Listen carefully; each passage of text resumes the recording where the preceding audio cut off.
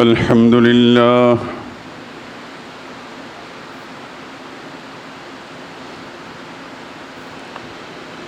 الحمد لله وحده والصلاة والسلام على من لا نبي بعده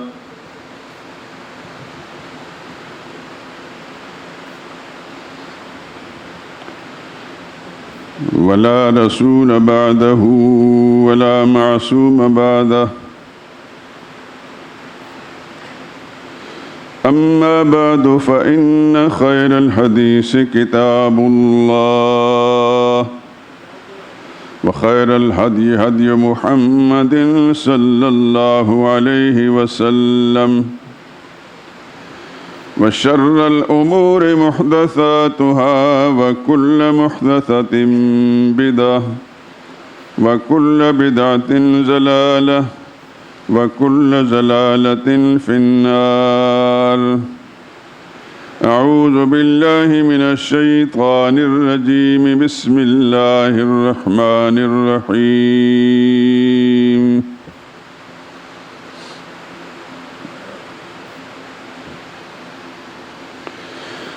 لقد من الله على المؤمنين إذ بعث فيهم رسولا من أنفسهم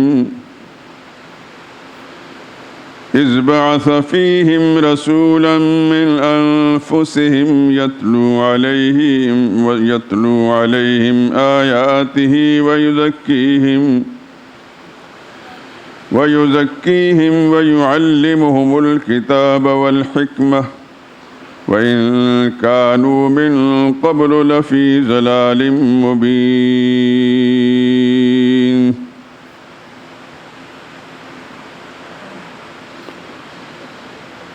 یقیناً اللہ نے ایمان والوں پر بڑا احسان کیا ہے کہ انہی میں سے ایک پیغمبر بھیجے جو ان کو اللہ کی آیتیں پڑھ پڑھ کر سناتے اور ان کو پاک کرتے اور اللہ کی کتاب اور دانائی حکمت کی باتیں سکھاتے ہیں، ورنہ پہلے سے تو یہ لوگ سری گمراہی میں مبتلا تھے۔ سبحان ربک رب العزت عما یصفون وسلام علی المرسلین والحمد للہ رب العالمین۔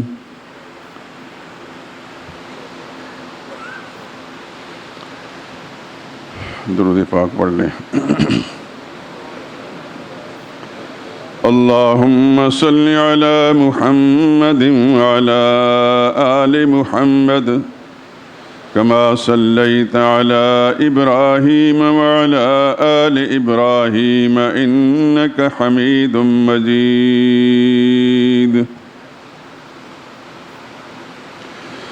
اللهم بارك على محمد وعلى آل محمد كما باركت على إبراهيم وعلى آل إبراهيم إنك حميد مجيد.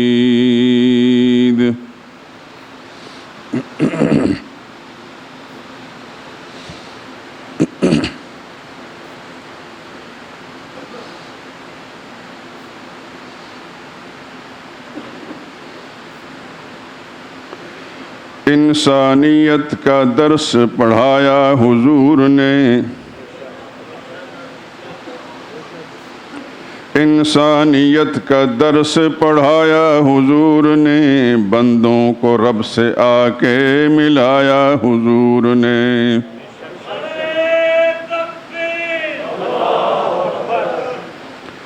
جب کفر و شیطنت کا بہر سمت راج تھا، ایمان کا چراغ جلایا حضور نے۔ آپس میں قتل و ظلم تھا جس قوم کا شعار، اس کو ہے بھائی بھائی بنایا حضور نے۔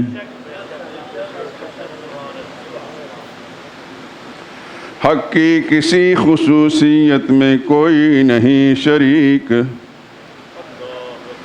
حق کی کسی خصوصیت میں کوئی نہیں شریک، توحید کا یہ نکتہ بتایا حضور نے۔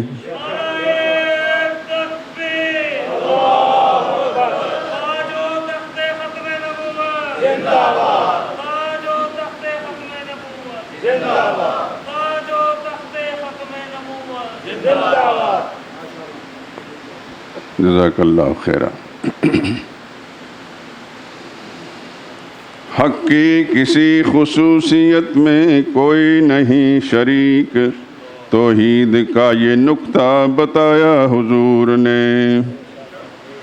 اللہ وحدہ کی عبادت کریں سبھی، جامع سبق یہ یاد کرایا حضور نے۔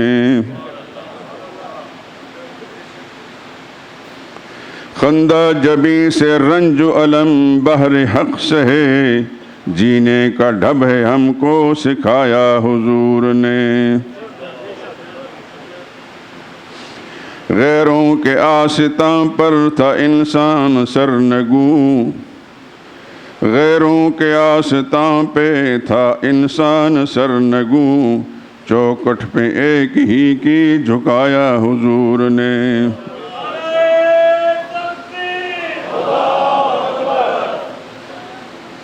باطن میں عشق حق کے فروزاں کیے چراغ، باطن میں عشق حق کے فروزاں کیے چراغ، اجڑے ہوئے دلوں کو بسایا حضور نے۔ ایک پہ کرے حسین تھے خلق عظیم کے، ایک پہ کرے حسین تھے خلق عظیم کے، کیا منفرد مقام ہے پایا حضور نے۔ طائف میں سنگ کھائے مگر بد دعا نہ دی، طائف میں سنگ کھائے مگر بد دعا نہ دی، عظمت کا نقش اپنی بٹھایا حضور نے۔ امت کے واسطے تھے جناب اسوہ عمل، امت کے واسطے تھے جناب اسوہ عمل، جو کچھ کہا وہ کر کے دکھایا حضور نے۔ انسانیت کا درس پڑھایا حضور نے، بندوں کو رب سے آ کے ملایا حضور نے۔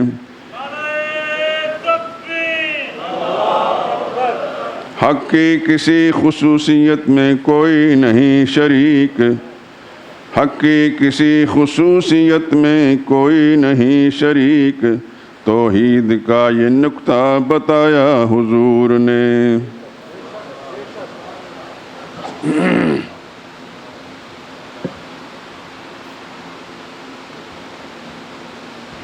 بزرگان محترم، برادران عزیز، ایک جمعے کا ناغہ ہو گیا۔ عموماً میری عادت یہی ہے کہ میں پاکستان میں رہتے ہوئے ناغہ نہیں کرتا، لیکن عجیب اتفاق ہے، ہماری رشتہ داری میں تقریباً 10 دنوں کے اندر 6 جنازے اٹھے ہیں۔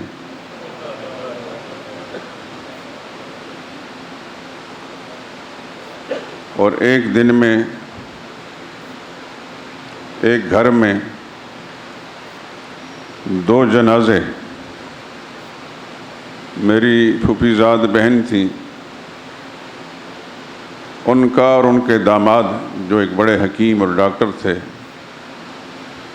گھنٹہ 1.5 گھنٹے کے وقفے کے ساتھ دونوں جنازے اٹھے ہیں۔ ساری باتیں نہ ذکر کرنے کی ہیں اور نہ میں کرتا ہوں۔ بہت سے اموات جو 1.5 سال کے عرصے کے اندر یا 2 سال کے عرصے میں، جن میں نہ تو میں شریک ہو سکا، سوائے اس کے کہ اگر ممکن ہوا تو ٹیلی فون پر تعزیت کی۔ چھوٹے بھائی میرے جو ایک اپنے گاؤں میں ہیں، بیمار ہونے کے باوجود وہ ہر جگہ پہنچتے ہیں، اور ایک چھوٹے بھائی یہاں ہیں، خدا ان کو سلامت رکھے، یہ ہر جگہ پہنچتے ہیں۔ اور بطور تحدیث نعمت یہ بات کہنا چاہتا ہوں، اللہ نے ہمارے خاندان کو، یعنی میرے والدین کی اولاد میں سب بہن بھائیوں کو یہ خصوصیت عطا فرمائے، پورے خاندان میں، پورے رشتہ داری میں، کہ ہر ایک موقع پر یہ سب سے پہلے پہنچتے ہیں۔ کراچی سے لے کر کوہستان تک ہماری رشتہ داری ہے۔ پاکستان کا کوئی شہر ایسا نہیں جہاں ہمارے رشتہ دار نہ رہتے ہوں، اور الحمدللہ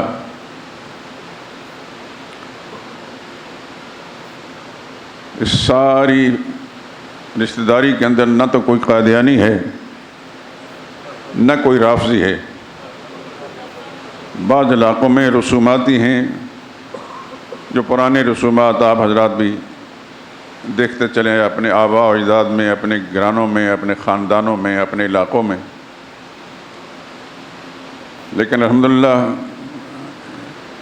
یہ اللہ کا خصوصی انعام اور فضل ہے کہ کوئی نہ ان میں قادیانی ہے، نہ کوئی رافضی ہے۔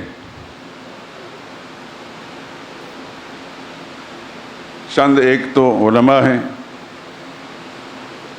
اور اکثر کاروباری لوگ ہیں اور خوشحال اور آسودہ حال لوگ ہیں، الحمدللہ العظیم۔ میں ہر جگہ پہنچ نہیں پاتا، اب تو تقریباً 1 سال سے کچھ عوارضات جسمانی کا جو شکار ہوں، اس کی وجہ سے پہنچ نہیں پاتا۔ چھوٹے بھائی، ان کو میری اس مشکل کا اندازہ ہے، وہ خود ہی پہنچ جاتے ہیں، لیکن یہ جو چند جنازے پیدر پہ ہوئے ہیں، تو سچی بات یہ ہے کہ اگرچہ سامنے گلہ تو کوئی نہیں کرتا، لیکن آپ سمجھتے ہیں کہ محسوس ضرور کرتے ہیں، اور میرے جانے کو، شریک ہو جانے کو، جنازے میں اگر نہیں پہنچ پایا، تعزیت کرنے کو بھی اپنے لیے بہت بڑا اعزاز سمجھتے ہیں، الحمدللہ العظیم۔ بہرحال پچھلے جمعے کی غیر حاضری کا میں نے اجمالی سا نقشہ آپ حضرات سامنے پیش کر دیا۔ ابھی وہ ماہ مبارک جس کو ایک عظمت حاصل ہے، اہمیت حاصل ہے، برکت حاصل ہے سرور عالم صلی اللہ علیہ وسلم کے وجود مسعود کی نسبت سے، میں نے پہلے جمعے میں یہ بات عرض کی تھی کہ ماہ ربیع الاول کی 8 تاریخ محدثین کے اتفاق کے ساتھ سرور عالم صلی اللہ علیہ وسلم کی تاریخ ولادت ہے، اور 1 تاریخ پوری تحقیق کے بعد اہل تحقیق نے، اہل علم نے یہ بتایا ہے کہ یہ رسول اللہ صلی اللہ علیہ وسلم کی یوم وفات ہے۔ لیکن ہمارے ملک کے اندر آپ حضرات جانتے ہیں، اپنے شعور کا جتنا زمانہ بھی اپنے اپنے گھروں میں، اپنے علاقوں میں گزارا ہے، بغیر کسی تحقیق کے اندھا دھند۔ ہمارے بچپن میں تو یہ 12 تاریخ 12 وفات کہلاتی تھی، اور میرا خیال ہے کہ آپ حضرات میں سے میری تائید کریں گے، لیکن اب 12 تاریخ 12 میلاد بن گئی۔ نہ یہ 12 تاریخ یہ رسول اللہ صلی اللہ علیہ وسلم کی یوم وفات ہے، نہ یوم میلاد ہے، لیکن جہاں جہالت راسخ ہو جائے، رگ رگ کے اندر دھنس جائے، دل و دماغ پر محیط ہو جائے، اور مذہبی قیادت بھی بالکل فاطر العقل ہو جائے، یا عوام الناس کا رخ جس طرف ہے اسی میں چل پڑیں، وہاں یہی صورتحال ہوگی جو آپ اپنے ملک میں دیکھ رہے ہیں۔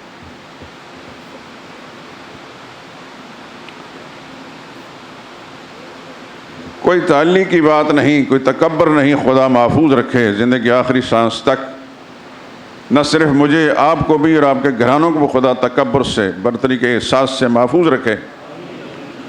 عز انکساری خدا بند قدوس زندگی کی ہر سانس میں ہمارے ساتھ رکھے، کہ ہمیں ہر وقت اپنی کم تری کا احساس ہو، برتری کا نہ ہو، لیکن جو اللہ کے انعامات ہیں اس کے شکر گزار بننے کی اللہ تعالیٰ ہم سب کو توفیق دے۔ یہ جو بات میں کر رہا ہوں کہ 8 تاریخ ربیع الاول کی یہ حضور صلی اللہ علیہ وسلم کی یوم میلاد ہے اور 1 ربیع الاول یہ یوم وفات ہے، یہ علمی تحقیق ہے، ایک جاہل آدمی کو کیا سمجھا سکتا ہے۔ آپ حضرات چونکہ یہاں کے نمازی ہیں، اس واسطے آپ تک یہ بات کہنا میں اپنا فرض سمجھتا ہوں۔ میں نے شاید اس سے پہلے نشاندہی کی کہ نہیں، ہمارے اس بر صغیر میں، پاک و ہند میں کم و بیش 60-70 سال یا اس سے کم زیادہ گزرے ہیں۔ ہندوستان میں ایک عالم گزرے، علامہ شبلی نعمانی۔ آپ نے اپنے کالجوں میں، اسکول کی تعلیموں کے اندر کہیں نہ کہیں ان کا نام پڑھا ہوگا، سنا ہوگا۔ بڑے فاضل انسان تھے۔ انہوں نے سیدنا فاروق اعظم رضی اللہ تعالیٰ عنہ کی سیرت پر، سوانح حیات پر ایک کتاب لکھی، الفاروق۔ وہ پچھلی صدی میں لکھی ہے، لیکن ایسی کتاب ہے وہ کہ عرب دنیا کے علماء نے اس کتاب سے اقتباسات لیے ہیں۔ ہے یہ اردو میں، لیکن انہوں نے اس سے فوائد حاصل کر اپنی عربی کتابوں کے اندر لکھا۔ اللہ تعالیٰ نے اس شخص کو اتنا بڑا مقام عطا فرمایا تحقیق کا۔ انہی علامہ شبلی نعمانی نے رحمہ اللہ تعالیٰ ایک کتاب رسول اللہ صلی اللہ علیہ وسلم کی سیرت طیبہ پر لکھنا شروع کی، اور جو خاکہ ان کے ذہن میں تھا انہوں نے اپنے رفقاء کو، اپنے تلامذہ کو بتا دیا کہ میں اس موضوع پر حضور صلی اللہ علیہ وسلم کی ذات اقدس کے بارے میں لکھنا چاہتا ہوں۔ عجیب بات ہے کہ 2 جلدیں غالباً لکھ پائے تھے، قضاء و قدر کی طرف سے بلاوا آ گیا۔ تو پھر ان کے لائق شاگرد علامہ سید سلیمان ندوی رحمۃ اللہ تعالیٰ علیہ نے ان کی اس کتاب کو، انہی کے جو ان کا ایک ذوق تھا، جو ایک خاکہ ذہن میں انہوں نے تیار کیا تھا اور اپنے شاگردوں کے سامنے ذکر کیا، تو اس کی بنا پر ان کو مکمل کیا۔ سیرت النبی صلی اللہ علیہ وسلم کے عنوان سے یہ کتاب ہے، ایک کتاب نہیں، ایک شاہکار ہے۔ میں آپ کو مشورہ دوں گا کہ گھر کے اندر آپ یقیناً رکھتے ہوں گے کتابیں، سیرت النبی صلی اللہ علیہ وسلم کے موضوع پر اور بھی کتابیں یقیناً اہل علم کی، علماء حق کی رکھیں ضرور۔ یہ آپ کے باقیات الصالحات میں سے، یعنی باقی رہنے والی نیکیوں میں سے ہیں۔ ہم نے تو چلے جانا ہے، لیکن اپنی اولادوں کے لیے، پچھلوں کے لیے کچھ ایسا سلسلہ چھوڑ کر چلے جائیں۔ اللہ کی کتاب اور محمد مصطفیٰ صلی اللہ علیہ وسلم کی تعلیمات میں سے، اور صحابہ اکرام رضوان اللہ علیہم اجمعین کے مناقب اور تعلیمات میں سے جو کچھ چھوڑ جائیں گے، یقیناً یہ ہمارے نامہ اعمال کے اندر ایک نیکی لکھی جائے گی۔ تو آپ حضرات ضرور اس کتاب کو اپنے گھر میں رکھیں، اور لیکن صرف رکھیں ہی نہیں، مطالعہ بھی کریں۔ میں نے اس کتاب کا نام اس لیے لیا کہ اس کی پہلی جلد کے اندر جہاں حضور صلی اللہ علیہ وسلم کی تاریخ ولادت لکھی ہے، اس میں یہی بات لکھی جو میں آپ کے سامنے ذکر کر چکا ہوں۔ اور اس کی دوسری جلد کے اندر جہاں رسول اللہ صلی اللہ علیہ وسلم کی وفات کا تذکرہ ہے، اس میں بڑی لمبی چوڑی انہوں نے بحث کی ہے اور نقشہ ایک بنایا ہے اصولوں کو سامنے رکھ کر۔ تو اس نقشے کے ساری ممکن صورتیں لکھنے کے بعد آخر میں یہ لکھا ہے کہ 1 ربیع الاول یوم وفات کے علاوہ کوئی دن بن ہی نہیں سکتا۔ یہ میں نے آپ حضرات کو حوالہ دے دیا کہ میں بھی ایک طالب علم آدمی ہوں، اور آپ حضرات کو بھی ایک طالب علم ہی بنانا چاہتا ہوں۔ طالب علم جو ہے یہ بڑی چیز ہوتی ہے، اگر اللہ تعالیٰ قبول کر لے تو اللہ سے قبولیت کی دعا بھی مانگا کریں۔ میں ابھی جس دن گیا ہوں وہ فیکٹری کے قریب ہی میرے ایک ماموں زاد بھائی ہیں، مجھے راستے میں فون آیا، میرے ماموں جو میری والدہ کے سکے چچا بھائی ہیں، شیخ الحدیث ایک مدرسے میں پڑھاتے ہیں، مجھے کہنے لگے آپ کہاں ہیں؟ میں نے کہا میں راستے میں ہوں، اپنی سفر کا غرض و غایت میں نے بتا دی۔ انہوں نے فرمایا کہ میں آپ سے ملنا چاہتا ہوں۔ پوچھا میں نے کہاں ہیں آپ؟ انہوں نے جگہ بتائی۔ اتفاق کی بات ہے کہ ان کے بھتیجے، ان کے حقیقی بھتیجے پیر احسان الحق حسینی، وہ ہر سال ایک اجتماع کرتے ہیں۔ بہت سے لوگ ان کے مرید بھی ہیں، لیکن یہ بدعتی پیر نہیں، سچے پیر ہیں، حق والے ہیں، کیونکہ ہر بات میں ہم سے ان کا رابطہ رہتا ہے اور ہم رہنمائی بھی کرتے ہیں ان کی۔ اللہ تعالیٰ نے اس کو بڑی پذیرائی اور قبولیت، پورے پاکستان میں ان کے مریدین اور حلقہ ارادت میں لوگ موجود ہیں۔ تو میں وہاں گیا، اپنے اس ماموں سے بھی بات ہوئی، تو وہاں بہت سارے اور علماء بھی تھے۔ تو میں نے حضور صلی اللہ علیہ وسلم کی ذات اقدس کے حوالے سے کچھ باتیں عرض کی۔ آپ اور میں اس بات پر شکر ادا کرتے ہیں کہ خدا بند قدوس نے میرے جیسے ایک ادنا طالب علم کے ذریعے سے بڑے بڑے اہل علم کی آنکھیں کھول دیں۔ ملتان میں ایک بہت بڑا مدرسہ ہے، خیر المدارس، اس کے شیخ الحدیث بھی وہاں تھے، اور میں جیسے طالب علم ناکارہ جو گفتگو کرتا رہا تو انہماک کے ساتھ سب لوگ سنتے رہے، اور بہت ساری چیزیں ایسی جو میں نے انکشاف کیے تو انہوں نے اس پر شکریہ ادا کیا۔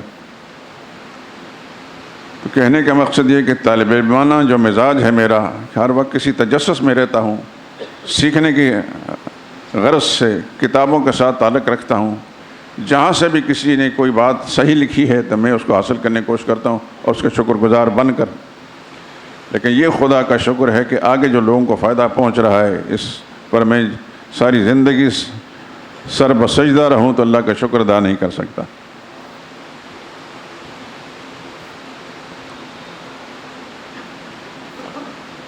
بات عرض کر رہا تھا کہ پچھلے جمعے میں غیر حاضر کیوں رہا، اس پر یہ تھوڑی سی میں گفتگو کر لی۔ یہ قرآن حکیم کی آیت جو میں نے تلاوت کی ہے، یہ آیت نمبر 164 ہے سورہ آل عمران کی۔ لقد من اللہ علی المؤمنین، اللہ فرماتے ہیں یقینا اللہ نے اہل ایمان پر بڑا احسان کیا ہے۔ کب؟ کیوں؟ اذ بعث فیہم رسولا، جب کہ ان کے اندر ایک رسول بھیج دیا۔ خالق کائنات کا بڑا انعام ہے مجھ پر، آپ پر اور پوری امت مسلمہ پر کہ ہمیں محمد مصطفیٰ صلی اللہ علیہ وسلم کی شکل کے اندر ایک اللہ کے عظیم پیغمبر ملے، جنہوں نے ہمیں زندگی کے سارے آداب سکھائے۔ سچ یہ ہے کہ اگر محمد مصطفیٰ صلی اللہ علیہ وسلم کی بعثت نہ ہوتی، خدا کی قسم، چاہے ہم انسانوں کی شکل میں ہوتے لیکن ہمارے اندر حیوانوں سے بدتر خصلتیں ہوتی۔ آج اگر ہمارے اندر کوئی خوبی ہے کسی درجے کے اندر، تو یہ اللہ کا وہ احسان جو محمد مصطفیٰ صلی اللہ علیہ وسلم کی صورت کے اندر اللہ پاک نے ہم پر نازل فرمایا ہے، ان کی بدولت ہے۔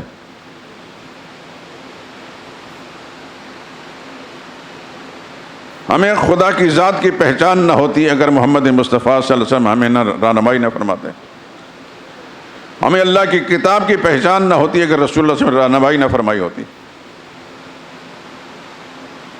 زندگی کے سارے آداب رسول اللہ صلی اللہ علیہ وسلم نے انسانوں کو سکھائے۔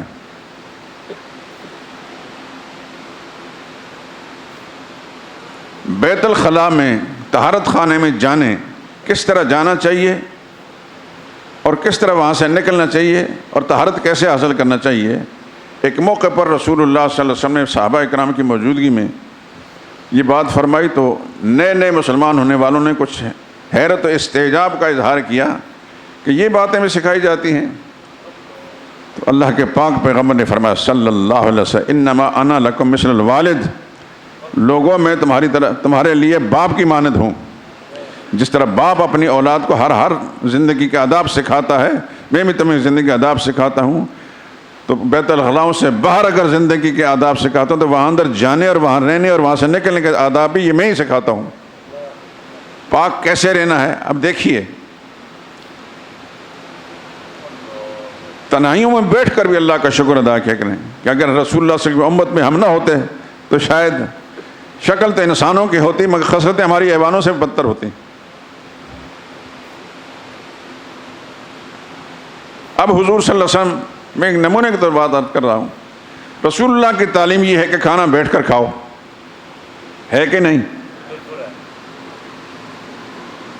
لیکن جو رسول اللہ کی تعلیم سے محروم لوگ ہیں وہ کھڑے ہو کر کھانا کھاتے ہیں، چل پھر کر کھانا کھاتے ہیں حیوانوں کی طرح۔ حیوان کی خصلت ہے کہ وہ کھانا یا کوئی غذا بھی حاصل کرنے کے لیے بیٹھتا نہیں، حیوان کی خصلت ہے کہ وہ چل پھر کر کھاتا ہے۔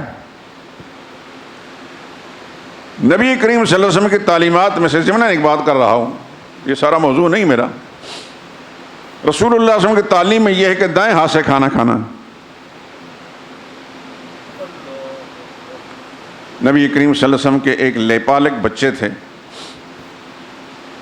جو رسول اللہ صلی اللہ علیہ وسلم کے رضائی بھائی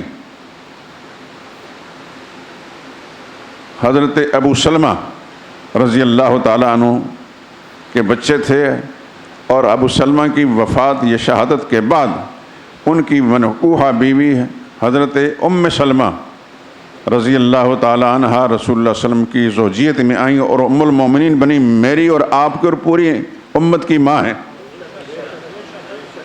سلام اللہ علیہا۔ ان کے ایک فرزند تھے حضرت ابو سلمہ تھے، تو رسول اللہ صلی اللہ علیہ وسلم کی گود میں بیٹھے تھے۔ جب ام سلمہ حضور کی زوجیت میں آئیں تو بچے بھی ساتھ آئے، 2 بیٹے تھے اور 3 بیٹیاں تھیں۔ رسول اللہ صلی اللہ علیہ وسلم نے 18 بچوں کی کفالت کی ہے، شاید یہ پہلی مرتبہ آپ سن رہے ہیں۔ 10 بچے رسول اللہ صلی اللہ علیہ وسلم کے ربیب تھے۔ ربیب کہتے ہیں جو حضور کے پاس آئے اور حضور نے ان کی پرورش کی۔ آپ کی زبان میں کیا کہتے ہیں؟ لے پالک تو شاید یہ نہیں ہوتا۔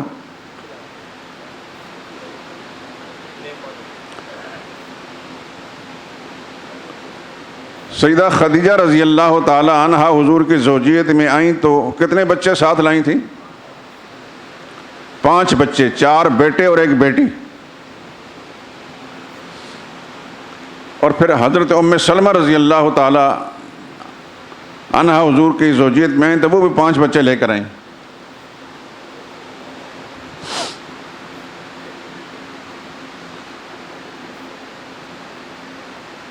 سیدہ خدیجہ رضی اللہ تعالی عنہ سے حضور صلی اللہ علیہ وسلم کے کتنے بچے تھے؟ 6 بچے تھے، 2 بیٹے اور 4 صاحبزادیاں۔ اور حضرت ام حبیبہ رضی اللہ تعالی عنہ جب حضور کی زوجیت میں ان کی ایک بچی تھی جن کا نام حبیبہ تھا، اور حضرت ماریہ قبطیہ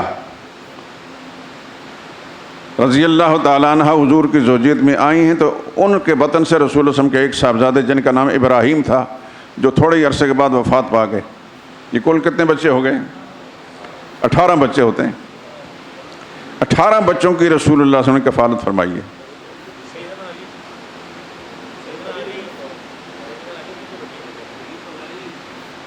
مطلب علی رضی اللہ تعالیٰ عنہ کو یوں کہہ سکتے ہیں کہ وہ 10 سال کی عمر میں 10 سال کی عمر کا بچہ جو ہے وہ یقیناً رسول اللہ صلی اللہ علیہ وسلم کے گھر کے اندر پل رہا ہے، حضور صلی اللہ علیہ وسلم کی پرورش کی، سارے دین کے آداب سکھائے۔ اگر آپ ان کو شامل کر لیں تو یہ 19 بن جاتے ہیں۔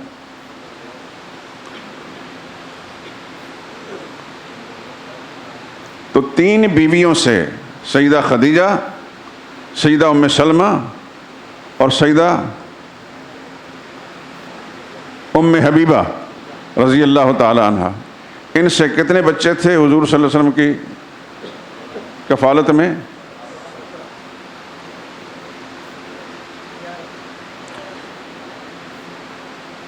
6 بچے اپنے حضرت خدیجہ سے اور 5 بچے پہلے شوہروں سے، کتنے ہو گئے؟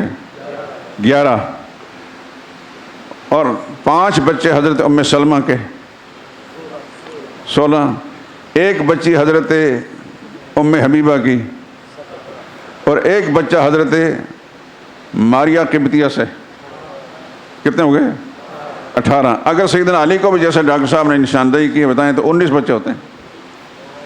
بات یہ ضمناً آ گئی، بات آپ کی معلومات میں بھی آ گئی، خدا کا شکر ادا کریں کہ اللہ تعالیٰ نے آپ کو میرے جیسے حقصار کے ذریعے سے یہ معلومات فراہم کی ہیں۔ تو حضرت ام سلمہ سے ایک بچے رسول اللہ صلی اللہ علیہ وسلم کی گود میں تھے اور حضور صلی اللہ علیہ وسلم کھانا تناول فرما رہے تھے، تو وہ بچے بھی ساتھ اسی برتن کے اندر سکھا رہے تھے، لیکن بچہ تو بچہ ہی ہوتا ہے، وہ پورے برتن کے اندر ہاتھ پھیر رہے تھے۔ قربان جائیں محمد مصطفیٰ صلی اللہ علیہ وسلم کی ذات اقدس پر کہ ان کے حوالے سے ہمیں انسانیت کا سبق ملے۔ تو حضور صلی اللہ علیہ وسلم نے اس بچے کو مخاطب کر فرمایا سم اللہ، کہ بیٹا سب سے پہلے بسم اللہ پڑھو۔ کیا پڑھنی ہے؟ بسم اللہ۔ اس کے دو طریقے ہیں، علماء محدثین لکھیں، یا تو پوری بسم اللہ الرحمن الرحیم یا صرف بسم اللہ۔ آپ کو کیا یاد ہے؟ یہ علی برکت اللہ کسی حدیث کے اندر نہیں ہے۔ میں ایک طالب علم ہوں اور طالب علمانہ طور پر میں کوشش کرتا رہتا ہوں صحیح منزل تک پہنچوں، الحمدللہ العظیم۔ عرب دنیا کے علماء کی لکھی ہوئی کتابیں جتنے بھی ہیں دعاؤں کے مشتمل، وہ سب بسم اللہ الرحمن الرحیم انہوں نے لکھا ہے۔ ہمارے استاد الاستاذ شیخ الحدیث مولانا قاضی شمس الدین رحمۃ اللہ تعالیٰ علیہ، ایک موقع پر ان کا بیان تھا کہ سم اللہ کا مفہوم یہ ہے کہ صرف بسم اللہ، بارہ بسم اللہ پڑھیں یا بسم اللہ الرحمن الرحیم پڑھیں، دونوں شکلوں کے اندر نبی کی تعلیم یہ ہے کہ کھانا کھانے سے پہلے یا کوئی چیز بھی کھانے سے پہلے بسم اللہ پڑھیں۔ دوسری بات حضور نے اس بچے سے فرمائی کل بیمینک، دائیں ہاتھ سے کھاؤ۔ اگر حضور نہ فرماتے تو ہمیں کوئی سمجھ میں آتی کہ دائیں سے کھانا ہے کہ بائیں سے کھانا ہے؟ یہ کس کا احسان ہے ہم پر؟ محمد مصطفیٰ صلی اللہ علیہ وسلم کا، اور محمد مصطفیٰ کا وجود جو ہے یہ اللہ کا احسان ہے۔ تیسری بات فرمائی کل مما یلیک، اپنے سامنے سے کھانا کھاؤ۔ آپ حضرات بھی کبھی مل کر کھانا کھاتے ہیں ایک پلیٹ کے اندر، یا ایک بڑی کسی پلیٹ کے اندر مل کر چاول کھاتے ہوں۔ ہمارے صوبہ سرحد کے اندر یہ اس کا رواج زیادہ ہے، مل کر چار آدمی جو ہے ایک بڑی پرات جو ہے اس کے اندر کھانا کھاتے ہیں۔ بچپن سے ہم نے دیکھا ہے، اور اس بات کو گھر میں عادت ڈالنے کی کوشش کریں۔ یہ اکیلے کھانے والی جو عادت ہے یہ رسول اللہ صلی اللہ علیہ وسلم کی تعلیم نہیں ہے، یہ مغربی تعلیم ہے۔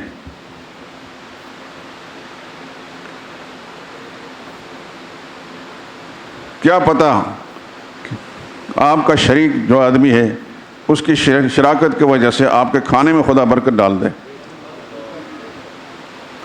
اور ایک اور چیز بھی ذکر کرتا ہوں، گو کہ یہ موضوع نہیں تھا لیکن بات جب چھڑتی ہے تو پھر بات سے بات نکل آتی ہے۔ برتن کو صاف کیا کریں، چاٹ لیا کریں۔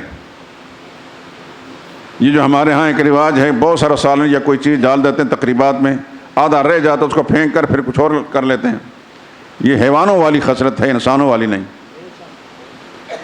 اس کھانے کے کسی گوشے کے اندر، کسی کنارے پر، چاہے وہ آلائش رہ گئی ہے پلیٹ کے اندر، ہو سکتا ہے وہ برکت اس کے اندر ہو، اس کو چھوڑے نہ۔ یہ دین کی بات اللہ کی مہربانی سے اس مسجد کی برکت سے آپ کو مل رہی ہے، تو اس کو اپنی اولادوں کے اندر، اپنے گھرانوں کے اندر فروغ دیں۔ اس کی پرواہ نہ کریں کہ لوگ کیا کہیں گے، لوگ کیا ہوتے ہیں، ان کی حیثیت کیا ہے۔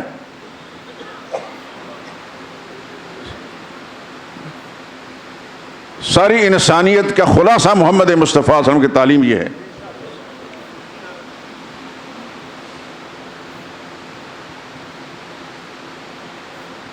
ہمارے شیخ حضرت تھانوی رحمۃ اللہ تعالیٰ علیہ کے آخری خلیفہ جن سے میں نے بیعت کی تھی، مولانا شاہ ابرار الحق صاحب رحمۃ اللہ تعالیٰ علیہ، بہت اللہ پاک نے ان کو خوبیوں سے نوازا تھا۔ موضوع سے نکل جاؤں گا۔ انہوں نے ایک دفعہ فرمایا، آپ حیران رہیں گے کہ ہندوستان میں تقریباً 500 مدرسے وہ چلاتے تھے۔ آپ سوچتے ہوں گے کہ بھئی اس آدمی کے پاس کتنے پیسے تھے؟ پیسے نہیں تھے، خدا نے ان کو ایک فراست ایمانی عطا فرمائی تھی۔ تمام مسلمان بھائیوں کو کہتے تھے جہاں بھی مدرسہ کھولنا ہے کہتے ہیں کہ ایک چٹکی آٹا، جب خواتین آٹا کھانا پکانے کے لیے نکالتی ہیں کسی برتن کے اندر تو ان کو کہہ دیا کریں کہ ایک الگ سے برتن رکھ کر وہ ایک چٹکی آٹا اس میں ڈال دیا کریں۔ وہ آٹا اتنا زیادہ ہو جاتا تھا کہ اس کو فروخت کر کے پھر 500 مدرسے وہ چلا رہے تھے۔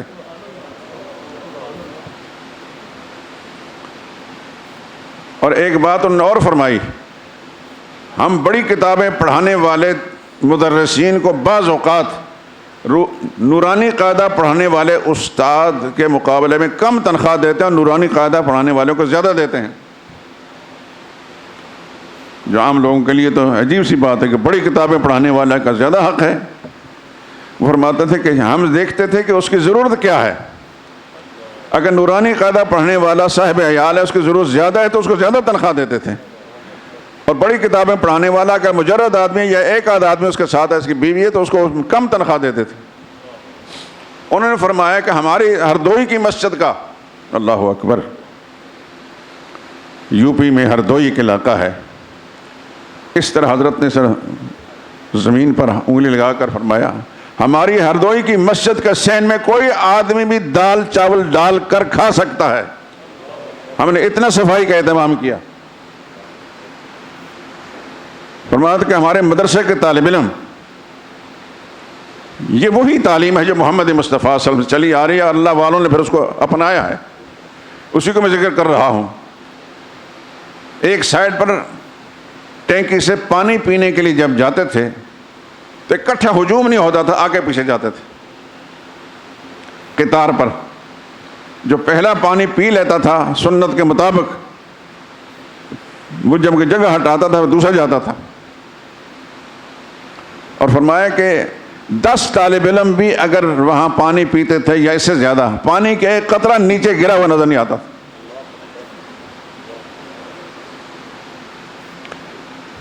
ہم جو پیری مریدی کے قائل ہیں، ہم ایسے پیروں کے قائل ہیں، ٹھگوں کے نہیں، اللہ والوں کے قائل ہیں، جن کی زندگی سراپا محمد مصطفیٰ صلی اللہ علیہ وسلم کے سنتوں سے آراستہ و پیراستہ ہوتی ہے، اور ان کی ہر ادا جو ہے اس سے رسول اللہ صلی اللہ علیہ وسلم کی سنتیں ٹپکتی ہیں۔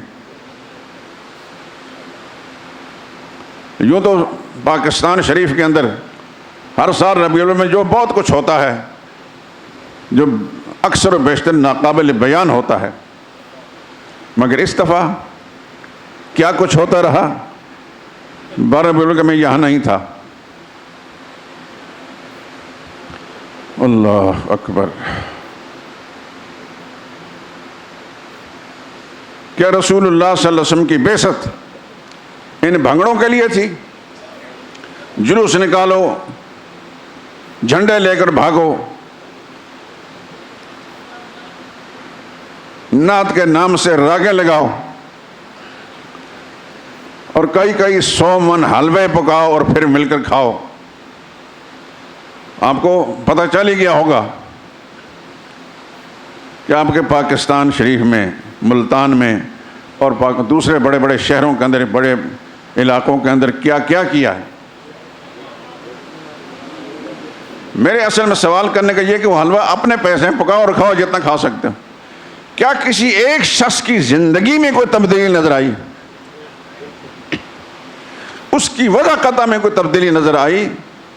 اس کی حرکات و سکنات میں تبدیلی نظر آئی؟ جیسے کورے جاتے ہیں بدبخت، ویسے کورے آتے ہیں۔ یہ رسول اللہ صلی اللہ علیہ وسلم کے ساتھ محبت اور عقیدت نہیں، جن کو عاشقان رسول کہا جاتا ہے۔ میرا رب جو ہر انسان کے اعمال کو نوٹ کردہ دیکھتا ہے، کہ امت کے اعمال ہو سکتا ہے کہ رسول اللہ صلی اللہ علیہ وسلم پر پیش ہوتے ہوں، کہ آپ کی امت کیا کیا کر رہی ہے۔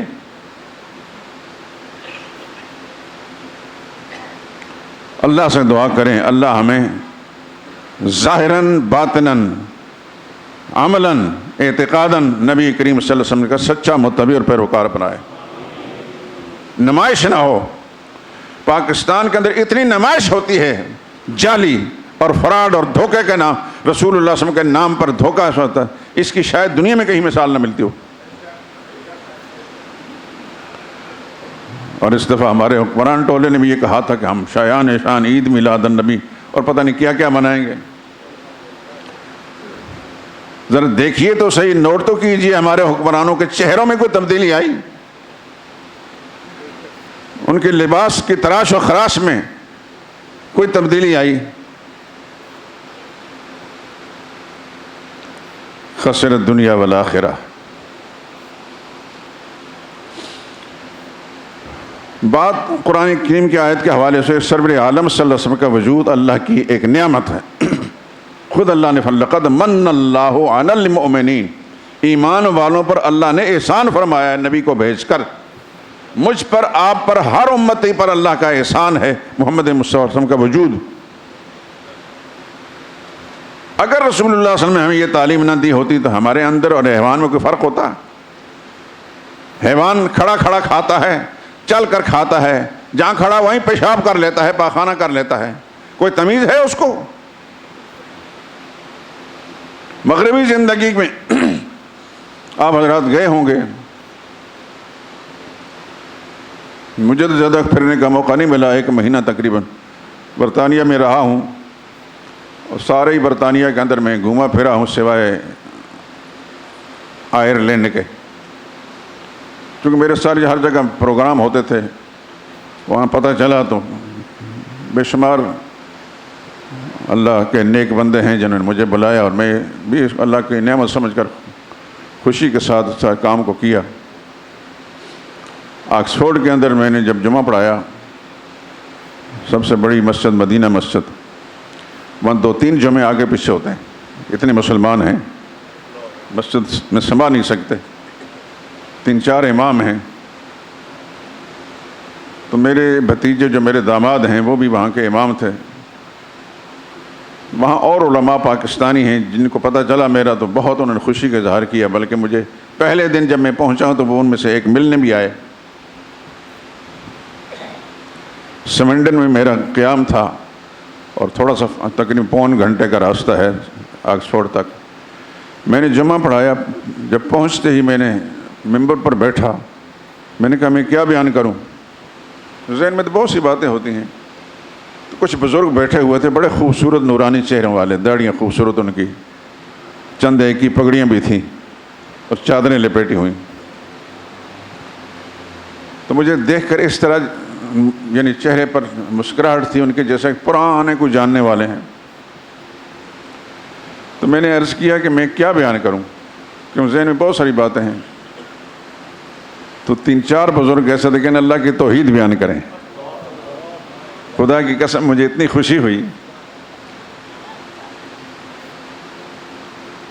بھوکے کو کیا چاہیے؟ 2 روٹیاں۔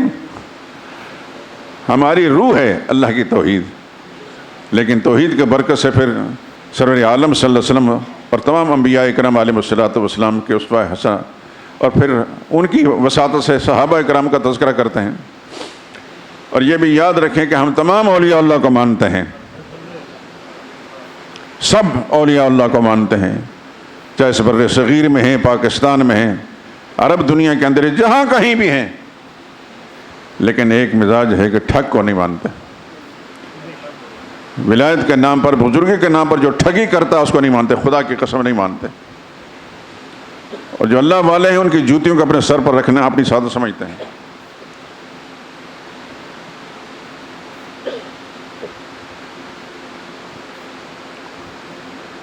تو رسول اللہ صلی اللہ علیہ وسلم کا وجود اللہ کا ایک احسان ہے، ایک انعام ہے۔ مجھے سمجھ میں نہیں آتی جو رسول اللہ صلی اللہ علیہ وسلم کی گستاخی کرتے ہیں بدبخت، ان کے ذہن میں شیطان نے کیا کچھ ڈال رکھا ہوتا ہے، یا جو لوگ رسول اللہ صلی اللہ علیہ وسلم کی سنتوں سے انکار کرتے ہیں، آپ کے اسوہ حسن اور آپ کا طریقہ مبارکہ جو ہے اس کو حقیقت سمجھ کر نظر انداز کر دیتے ہیں، ان کے ذہنوں کے اندر بھی شیطان پیشاب کر چکا ہوتا ہے، ناپاک کیا ہوتا ہے۔ اللہ تو فرماتا ہے کہ محمد مصطفیٰ کی صورت میں ہم نے امت پر احسان کیا ہے، مجھ پر احسان، آپ پر احسان، ہر مسلمان پر احسان۔ اور یہ دعا مانگیں، دل سے دعا مانگیں، یا اللہ اس احسان کی قدر کرنے کی توفیق عطا فرما۔ اگر حضور صلی اللہ علیہ وسلم کا وجود مسعود نہ ہوتا، میں اور آپ اس مسجد میں نہ ہوتے، یا مسجد نہ ہوتی، شاید کوئی مندر ہوتا یا گرجا ہوتا یا کوئی اور۔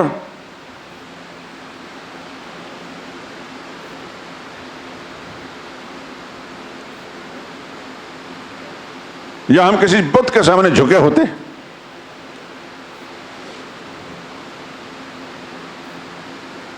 تو اللہ کا احسان نبی کریم صلی اللہ علیہ وسلم کی شکل میں امت پر، مجھ پر، آپ پر، ہر مسلمان پر،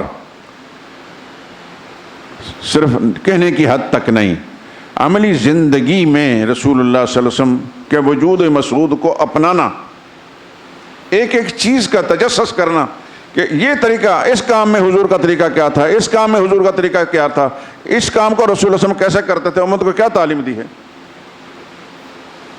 میری گزارش آپ حضرات سب سے، میں پہلے بھی کہہ چکا ہوں کہ آپ تشریف لاتے ہیں، میں آپ کا شکر گزار ہوں۔ مسجدیں بے شمار ہیں، لوگ جاتے ہیں، لیکن شاید آپ کو اللہ نے یہ توفیق دی ہے کہ سچ سننے کے خوگر بن گئے ہیں، یہاں سچ ہی ہوتا ہے۔ الحمدللہ العظیم۔ آپ حضرات سے یہ گزارش ہے، اب تنہائیوں میں جا کر، اپنی تنہائیوں میں جا کر تھوڑا سا اپنے حال پر بھی غور کر لیا کریں۔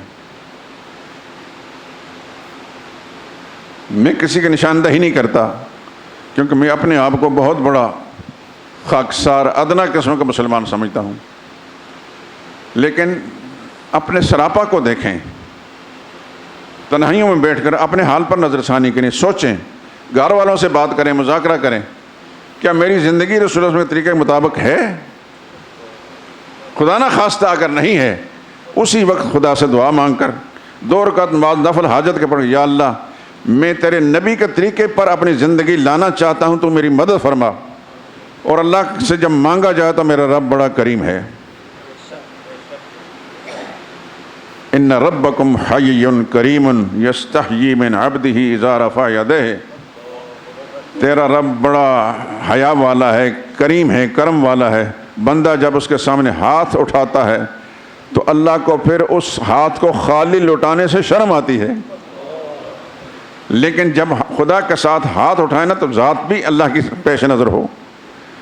ہاتھ اٹھائے ہیں اور توجہ ادھر ہے یا ادھر ہے، خدا مجبور نہیں ہے ہماری مرادیں پوری کرنے کے لیے، جب اللہ کی طرف ہماری توجہ ہی نہیں۔ ایک دوسری حدیث کا مضمون اس طرح ہے، غافل دل کی دعا کو خدا قبول نہیں فرماتے۔ دعا کرنی ہے تو اللہ کی ذات کی طرف توجہ ہو کر دھیان کے ساتھ، پھر میرا رب ضرور قبول کرتا ہے۔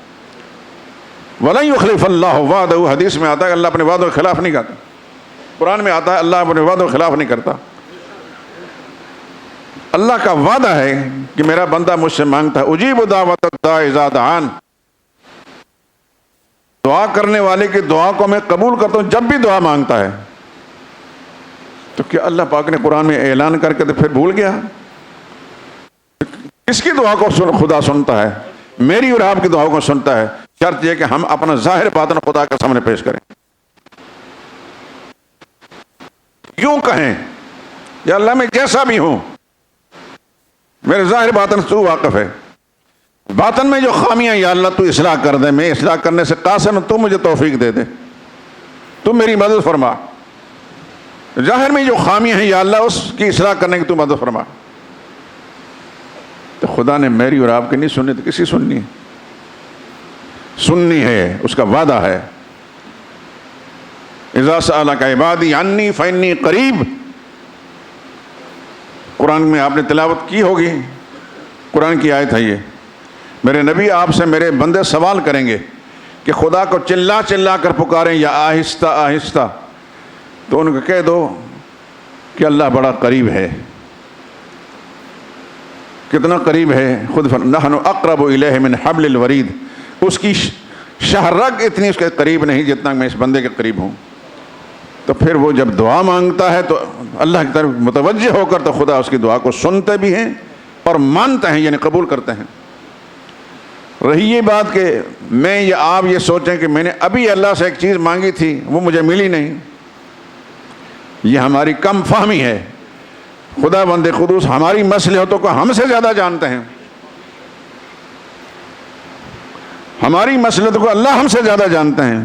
وہ دعا جو بہو جس طرح ہم نے مانگی ہے، اللہ نے اس کو اس انداز سے پورا نہیں کیا۔ کیوں نہیں کیا؟ اس کے علم میں تھا کہ اگر اس طرح میں اس کی دعا کو قبول کر لیتا ہوں تو اس کو آگے چل کے یہ نقصان ہوگا۔ اس بڑے نقصان سے بچانے کے لیے اللہ نے اس دعا کو راستے میں حائل کر دیا ہے۔ یہ میں نہیں سمجھتا، آپ نہیں سمجھتے، خدا کے پیغمبر نے ہمیں سمجھایا صلی اللہ علیہ وسلم۔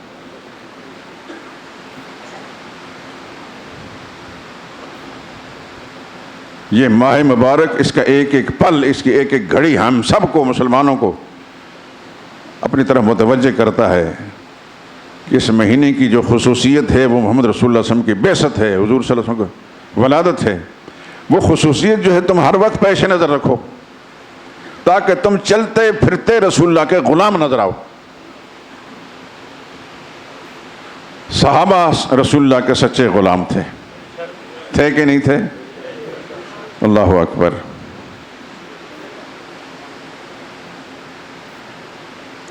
حضور کی ہر ادا کو اپناتے تھے۔ آپ کے علم میں ہے، آپ نے پڑھا ہوگا، جب رسول اللہ صلی اللہ علیہ وسلم مدینہ طیبہ تشریف لے گئے، 16-17 مہینے تک آپ نے نماز بیت المقدس سے رخ کر کے پڑھی ہے۔ مدینہ طیبہ میں ایک مسجد ہے، پرانی مسجد بنی سلمہ تھی، اب وہ مسجد قبلتین کہلاتی ہے۔ اس میں حضور نماز پڑھا رہے تھے، 2 رکعتیں پڑھی تھیں کہ اللہ کا حکم آ گیا، فَوَلِّ وَجْهَكَ شَطْرَ الْمَسْجِدِ الْحَرَامِ، مسجد حرام کی طرف یعنی خانہ کعبہ کی طرف اپنا چہرہ پھیر لیجئے۔ نماز کے اندر رسول اللہ صلی اللہ علیہ وسلم نے اپنا رخ پھیر لیا۔ رسول اللہ کو دیکھ کر سب صحابہ کرام نے رخ پھیر لیا۔ حضور نے پوچھا، مجھے تو اللہ کی وحی آئی تھی، جبریل امین نے، تم نے کیسے پھیرا؟ کہنے لگے ہمیں نہیں پتا کہ بیت اللہ کیا ہے اور مسجد اقصی کیا ہے، ہمیں تو قبلہ نما ہمارے سامنے، جدھر پھریں گے ہم ادھر پھریں گے۔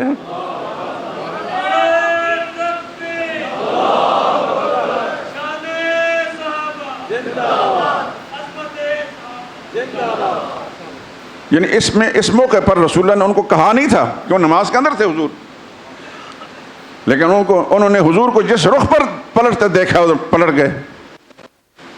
آپ کے علم میں ہے کہ قبلہ اول کون سا ہے؟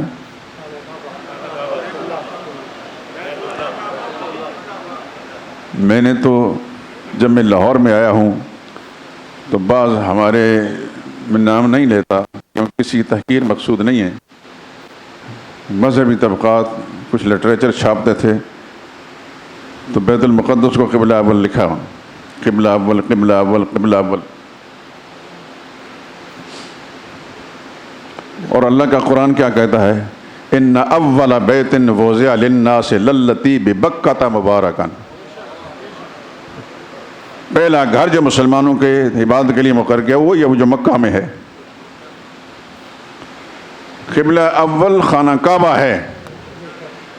آدم علیہ السلام نے بھی اس کی طرف رخ کر اس اپنے مذہب، اپنے عقیدے کے مطابق یا اپنے شریعت کے مطابق نماز پڑھی ہے۔ اس کے بعد محمد رسول اللہ تک درمیان میں جتنی بھی شریعتیں آئیں سب کا قبلہ یہی تھا۔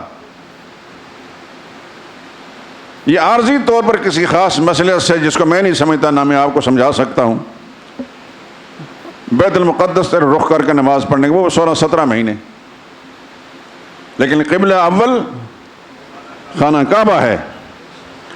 اس امت سے پہلی امتوں کا بھی قبلہ یہی تھا، اس سے پہلی امتوں کا قبلہ یہی تھا۔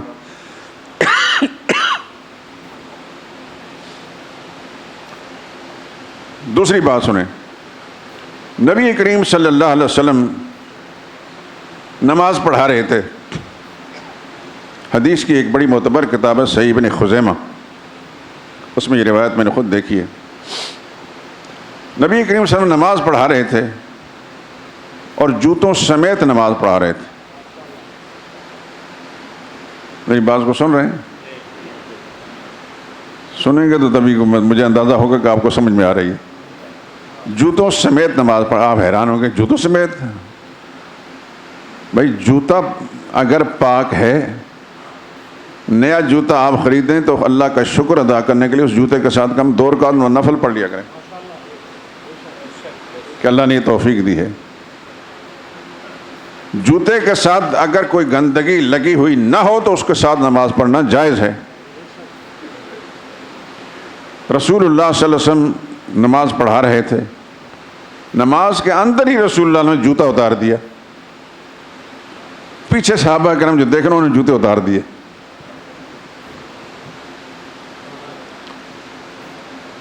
نماز ختم ہوئی، نبی کریم صلی اللہ علیہ وسلم نے فرمایا مجھے تو نماز کے اندر جبریل امین نے بتایا تھا کہ آپ کے جوتے کے کسی ایسے مخفی گوشے میں کوئی نجاست لگی ہوئی ہے، اس کو اتار کر دیں۔ میں نے تو اس کی بنا پر جوتا اتارا، تم نے کیوں اتارا؟ انہوں نے عرض کیا یا رسول اللہ ہم نے آپ کو دیکھا تو اتارا ہے۔ اتباع اس کو کہتے ہیں، ما ارسلنا اللہ من رسول الا یطاع باذن اللہ، ہم نے جو رسول بھیجا ہے اسی لیے کہ اللہ کے مطابق ان کی اطاعت کی جائے۔ اس جو روایت میں نے سنائی ہے کہ حضور صلی اللہ علیہ وسلم جوتے کے ساتھ نماز پڑھا رہے تھے، پر نماز کے دوران جوتا الگ کرایا گیا، صحابہ نے اتباع میں جوتے اتار دیے۔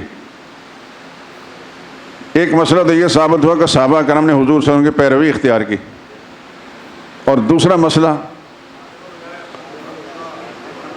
کہ اگر نبی کریم صلی اللہ علیہ وسلم نماز پڑھانے سے پہلے یہ اندازہ ہوتا کہ جوتے کے کسی گوشے پر کوئی ناپسندیدہ چیز لگی جو مجھ سے نماز کے دوران یہ جوتے الگ کرائے جائیں گے، تو حضور صلی اللہ علیہ وسلم کے ساتھ نماز پڑھاتے، ان کو اتار لیتے۔ انہیں کے ساتھ رسول اللہ نے نماز شروع کی، تھوڑی سی پڑھائی، جبریل امین آ گئے، جوتا الگ کرا دیا گیا۔ بعد میں رسول اللہ صلی اللہ علیہ وسلم کو پتہ چلا، معلوم ہوتا ہے کہ غیب کا علم اللہ کے سوا کسی اور کو نہیں۔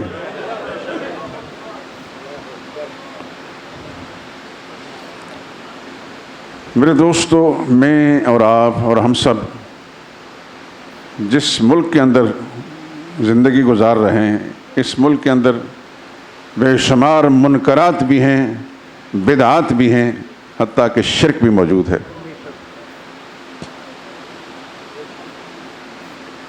میری ہر وقت آپ کو میں کیا بتاؤں، میں اللہ سے دعائیں تنہائیوں مانگتا ہوں، یا اللہ ہمارے اس ملک کو شرک سے پاک کر دے، منکرات سے پاک کر دے، دعائیں مانگتا ہوں۔ جب اللہ چاہے گا ایسا ہوگا، لیکن شرک موجود ہے۔ شرک کسے کہتے ہیں؟ اللہ کی ذات و صفات، حقوق اختیارات میں کسی دوسرے کو شریک اور حصہ دار سمجھنا۔ اللہ کی صفات میں سے ایک صفت علم ہے، اللہ سب کچھ جانتے ہیں، کوئی چیز اللہ سے مخفی نہیں ہے۔ اگر کوئی شخص یہ عقیدہ رکھتا ہے کہ فلانا بھی سب کچھ جانتا ہے، یہ شرک ہے کہ اس بد نصیب نے خدا کی مخلوق کو خدا کی صفت کے اندر حصہ دار بنا لیا ہے۔ اللہ واحد لا شریک ہے، لا شریک، اس کا کوئی شریک نہ ذات میں ہے نہ صفات میں ہے، ساری صفتیں ان میں صفت علم بھی ہے، ذات میں بھی کوئی شریک نہیں، صفات میں بھی کوئی شریک نہیں،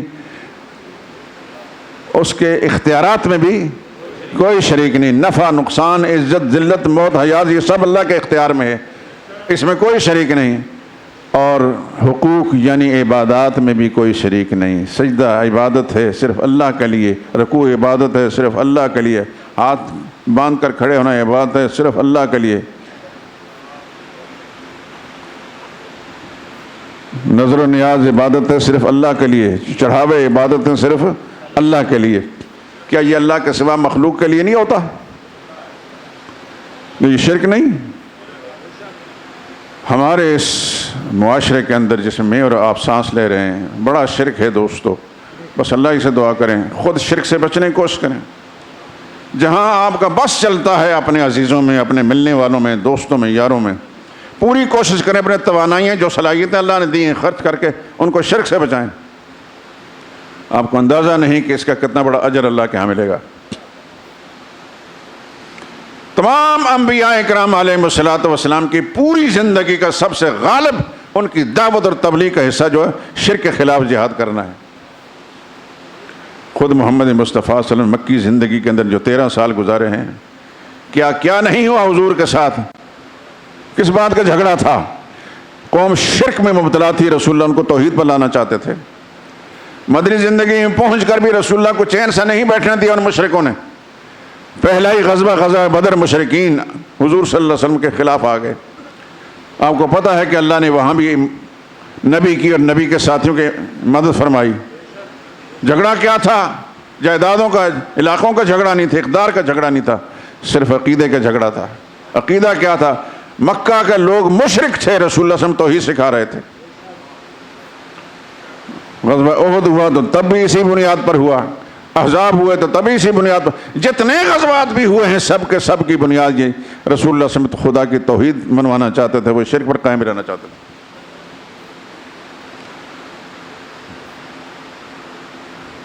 سب کے سو تو توحید پر ہے نا.